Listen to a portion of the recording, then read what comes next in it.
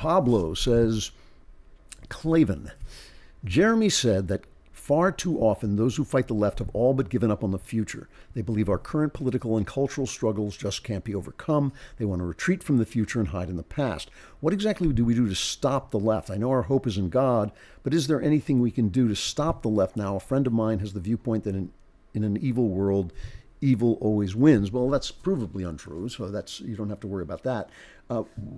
In a fallen world, everything dies, which is different. Right? Everything dies, and so everything decays, and leftism is a form of decay. Leftism is what happens once the energy has gone out of the room and people are just divvying up the spoils. What has a leftist ever created? Nothing. Like they create things and then they become left-wing.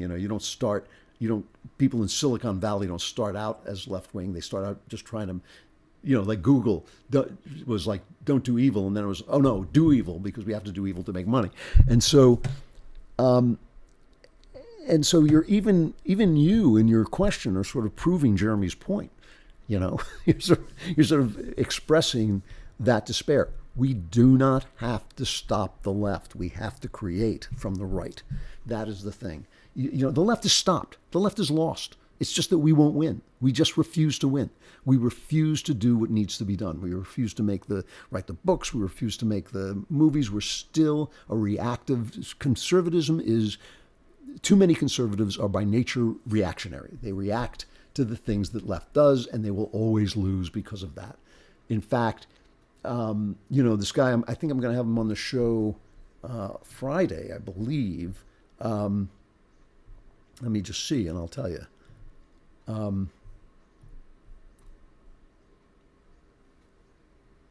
No, I'm not, but I will have him on the show after my vacation in June. There's this guy, Curtis Yarvin, and he's an interesting guy. I don't agree with I don't agree with a lot of what he says, but that doesn't matter. I mean, one of his interesting things is he feels that the left would stop existing if the right simply stopped fighting with them. And I think that there's a lot of wisdom in that, but I don't think that means quietism, which I'm not sure whether that is what he means or not. But I think that means just say, like, yeah, go ahead.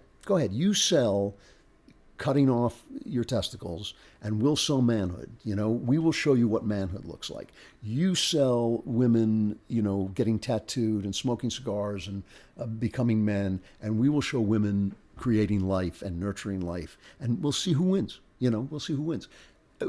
This is, these movements again and again, which is to start new communities. And yeah, do we have to stop the left in terms of thwarting those efforts through force of law and through bullying?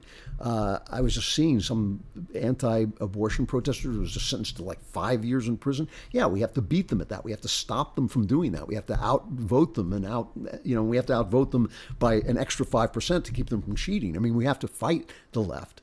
But we don't have to stop the left. We have to do what we do, and we don't. We just complain all the time. And it's just, you can't make art like that. You can't make law like that. You can't make the future like that. And so the despair is a self-fulfilling prophecy.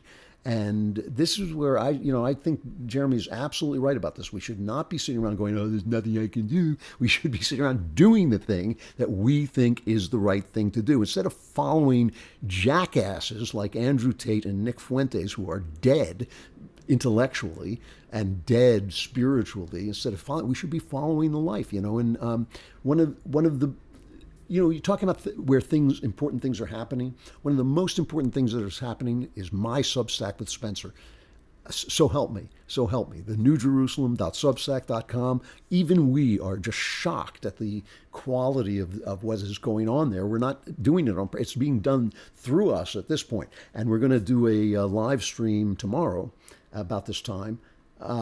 For subscribers. So if you subscribe, you don't have to pay, you just have to subscribe. If you subscribe now, you can be part of that. Because we're talking about what it means to have faith in an age of transhumanism.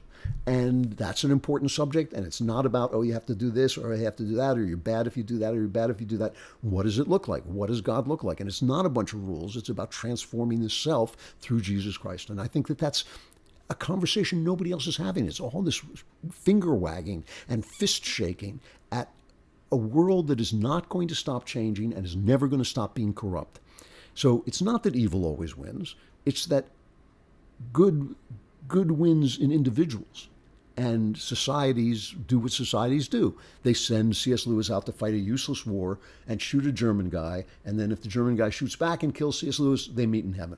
You live in the time that you're given. You do your best in the time you're given. You try to make, but all the time you're trying to make yourself into the image of God that's within you. And that's what it's about. The despair. The despair is, like I said, a self-fulfilling prophecy.